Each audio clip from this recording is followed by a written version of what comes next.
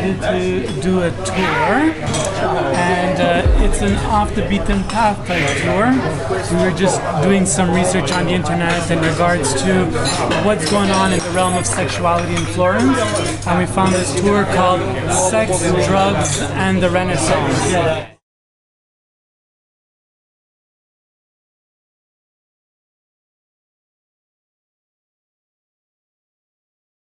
This is the entrance to go up to the dome. You've got the door here with the Annunciation scene. The Virgin Mary and the Archangel Gabriel has arrived in front of the Virgin Mary to announce her pregnancy. It's called La Porta della Mandola, the almond door, because above the Annunciation scene you have the almond shape with the Virgin Mary. The cathedral is dedicated to the Virgin Mary, Santa Maria del Fiore. People call it Il Duomo, but the actual name is Santa Maria del Fiore, Holy Mary of the Flower. Now the almond image, in whatever religion you're talking about, even the pre-Christian ones, are an emblem of female genitalia. Okay, when you think of the fertility images of the prehistoric world, you have these big fat women with no faces and a big scarlet vagina, and they were with their hands opening it. Fertility, reproduction, rebirth. That's why Westminster Abbey, Chartres, Notre Dame are built like this. The cathedral, you have the anatomy of architecture, because this architecture represents this, the widened legs and the vagina. And they only discovered that in the Victorian era. That's why many of these cathedrals now only have one tower. Is it seriously the architecture of the anatomy of architecture, basically, because you had to give these messages visually to people who were completely illiterate. Okay, so you have the Virgin Mary in a vagina. Why? Because the only person who saves you is the Virgin Mary. She's the only person that redeems you in front of God on the day of your death. So you have to physically penetrate the Virgin Mary to seek salvation. The only religious part of the cathedral is the high altar, the womb of the Virgin Mary. Okay, so you were showing this visually. It seems ridiculous to us nowadays, but the idea is that you physically have to penetrate the Virgin Mary to seek salvation, and salvation is only at the high altar. It was important in the ancient world to have a good sex life. It was the only thing that you had on earth, because the most important thing on earth was man. With the Christian world, your body was no longer important. God was the centre of the world. Here in France, with the Renaissance, you had this return to the ancients. Again, this reintroduction of sexuality being important. That's why when you look at paintings sometimes of baby Jesus, you see he's fondling his private parts, not because he's being kinky, no. It's the idea of getting a precise message across to people. Jesus is both divine and human.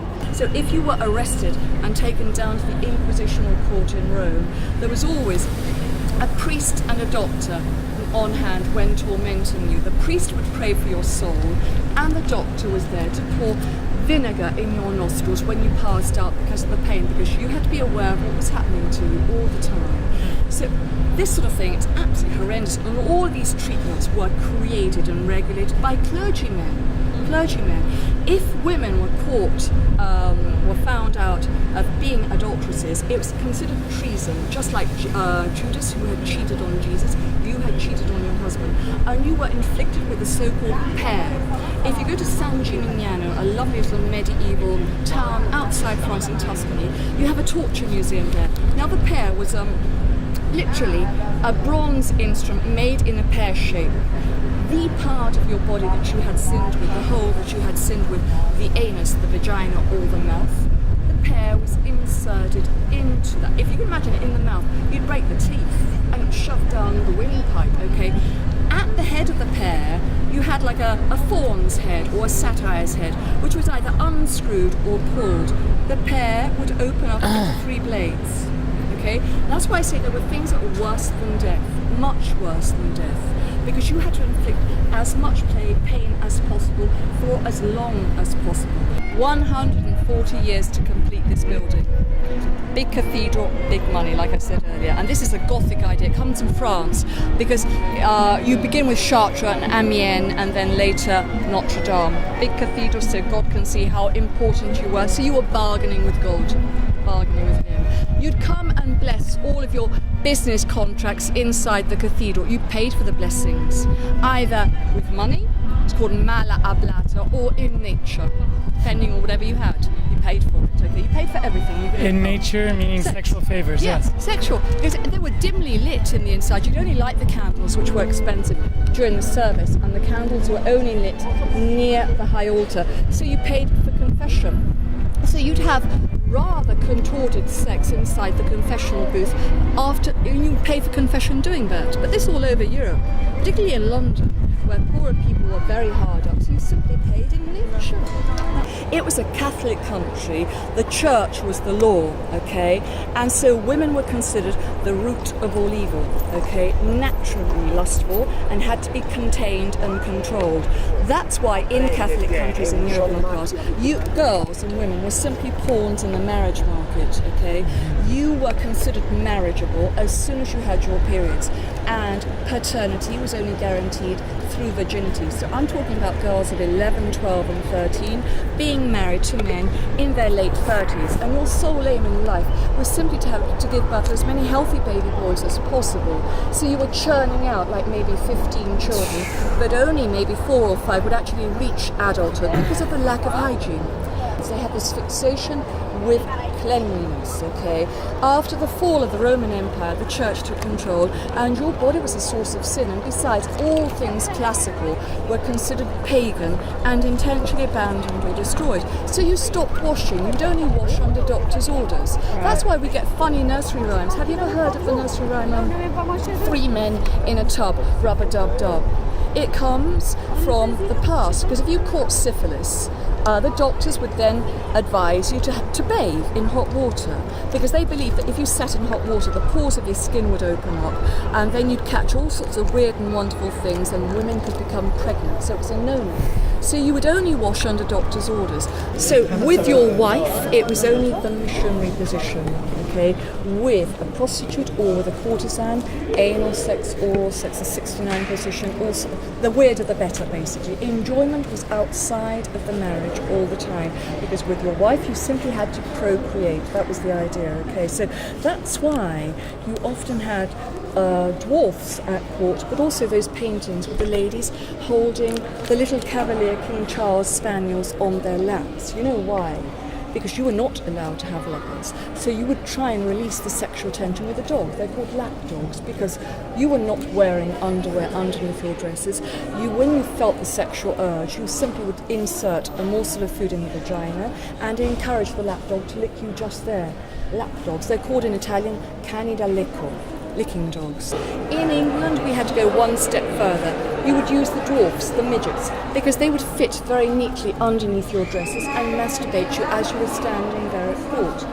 They write about this. Have you ever heard of those Renaissance writers, Christopher Marlowe and John Donne? John Donne would write the plays about courtly life, like 'Tis Pity She's a Whore. He would write about incest, and also the use of dwarfs, basically. So they were used for all sorts of wonderful reasons. It was unheard of for the women to have any sexual pleasure at all, okay? Sexuality in the past was only for reproduction, okay? That's another reason why you had so many dwarfs at court. Okay? Because can you imagine the sexual frustration?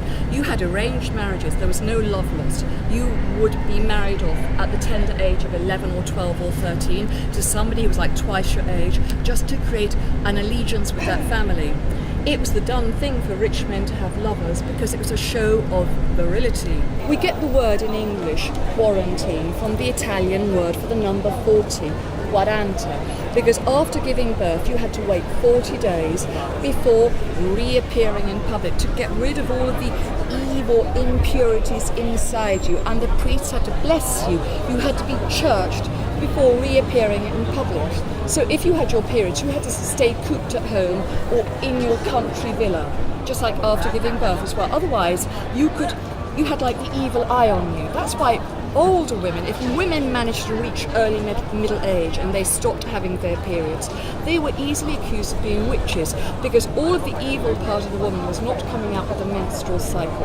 It was remaining inside. Oh my God. So if she looked at children, she would give the children the evil eye. you could have easily been accused of being a witch, because in front of churches, particularly in front of cathedrals in Europe, you had little wooden post boxes called tamburi della verità, drums of truth. You could have left an anonymous accusation against a man or a woman in that box. You could have accused a man of being a sodomite, a woman of being a witch, on a grudge. You were arrested, tortured, and then burnt alive on a grudge. So basically we've just finished the tour, Sex, Drugs, and the Renaissance. Man, there was like so much information. It was really, really intense, how much information there was. And it was really nice because it wasn't only about sex, the drugs, but we had a very good in-depth look at what was happening in the time, a lot about power, money, clergy, how the Medicis used money to buy their influence, and used art as their way of communicating their opinions about society. And that's what basically how the Renaissance got elevated, by them commissioning all this work. What stuck out for you? Ooh, so much. I think what was a little bit challenging, given like the heat and walking around and so much information, was like the last hour, where she went really deeply into just the level of torture and everyday, what would now be pretty obviously barbaric to our sensitivities, and just what it would have been like to really walk the streets, the level of public torture, and how whether true or not, this belief that actually the human animal or the human psyche kind of almost needs public bloodletting as a way of appeasing primal energies. So she was kind of tracking this idea that the belief at the times, and maybe still now, is that both sexual energy and kind of almost blood hunger needs to be witnessed or given an outlet, and that if you see someone being tortured, and just the just all the different ways that torture had been thought into, there was something really, this transition from the Greeks, where the ideal was that mankind was kind of the most closest to God and the highest perfection and the beauty and divinity of the body, and that switched into the church really, and the clergy really condemning the body as inherently sinful. That seems to have been the baseline mental paradigm shift that then led to such harsh, barbaric practices whereby the body would need to be flagellated and pained and punished in order to free the soul. Really, really crazy stories. Anyways, all in all, very interesting. I hope you enjoyed this video. Lots of information, but I hope you enjoyed it. And remember, let love free. It's the only way we'll ever change anything, whether we're talking about sex, love, power, relationship. Come from the heart, and allow people to be who they want to be. So on that note, Arrivederci. arrivederci. Ciao.